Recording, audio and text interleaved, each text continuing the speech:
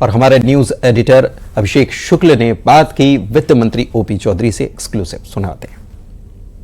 का दूसरा बजट पेश हो चुका है। हमारे साथ वित्त मंत्री ओपी चौधरी जी। ओपी जी, ज्ञान के बाद गति, क्या गति, किस तरीके से गति देने की कोशिश है? ज्ञान हमारे पिछले बजट का हमने केंद्र बिंदु, ज्ञान को हमने पिछले बजट का अपना केंद्र बिंदु बनाया था। ज्ञान अर्थात गरीब, युवा, अन्नदाता और नारी, इन चारों वर्गों का समुचित विकास हो, ये हमारी पूरी कोशिश रहती है। एक लोकतांत्रिक सेटअप में समाज के आखिरी छोर पर खड़े व्यक्ति के लिए हर सरकार काम करना चाहती है, लेकिन उनके लिए ज्यादा से ज्यादा काम, ज्यादा से ज्यादा पैसा, ज्यादा से ज्यादा सब्सिडी तब दे सकती है जब आर्थिक विकास की रफ्तार तेज हो। तो इसीलिए हमने ज्ञान के कल्याण के लिए गति सुनिश्चित करने का इस बार काम किया है। गति अर्थात गुड गवर्नेंस, एक्सेलरेटिंग इंफ्रास्ट्रक्चर। गति में जी का अर्थ है गुड गवर्नेंस, ए का अर्थ है एक्सेलरेटिंग इंफ्रास्ट्रक्चर, टी का अर्थ है टेक्नोलॉजी और आई का अर्थ है इंडस्ट्रियल ग्रोथ। ये जब हम चारों चीजें करेंगे तो तीव्र आर्थिक विकास को हम सुनिश्चित कर पाएंगे, और तीव्र आर्थिक विकास जब गति के माध्यम से होगा तभी ज्ञान का कल्याण हो सकता है। यही इस बजट का मूल थीम है। टैब से आपने बजट पढ़ा, लेकिन हाथ से लिखा बजट 100 पेज, ये कैसा तालमेल था? जब बजट हम लोग बना रहे थे, बहुत दिन रात मेहनत कर रहे थे, बहुत इमोशन के साथ हर स्कीम को, हर डिपार्टमेंट को, छत्तीसगढ़ के हर क्षेत्र को समझने का हमने पूरा प्रयास किया। और इस सोच के साथ, इस विचार के साथ, एक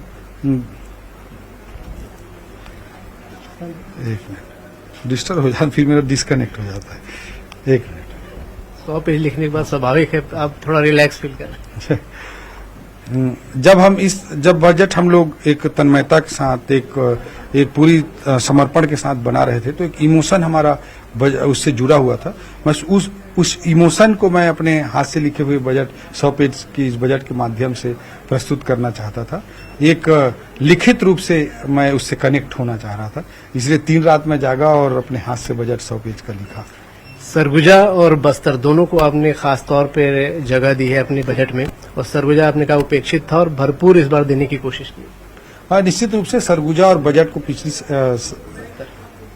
निश्चित रूप से पिछली बार सरगुजा और बस्तर को पिछली सरकार ने बहुत इग्नोर करने का काम किया था, और छत्तीसगढ़ को हम समुचित रूप से आगे बढ़ाना चाहते हैं। तो हमारे प्लेन एरिया, अर्बन एरिया, इनके लिए तो हमें रणनीति बनाना ही बनाना है।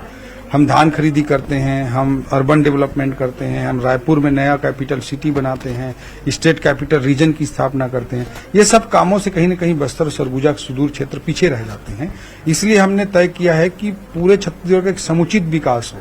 इसके लिए इस सोच के साथ हम छत्तीसगढ़ को आगे बढ़ाएं, तभी छत्तीसगढ़ की जीडीपी भी तेजी से आगे बढ़ेगी, आर्थिक विकास भी तेजी से आगे बढ़ेगा, और समाज में भी यह व्यवस्था न्याय संगत होगी जिसमें क्षेत्रीय असंतुलन ना हो।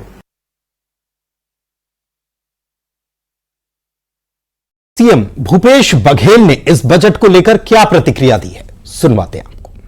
कैसे देख रहे हैं इस बजट को? ज्ञान के बाद गति का नाम दिया, ज्ञान के बाद गति का नाम दिया इस बजट।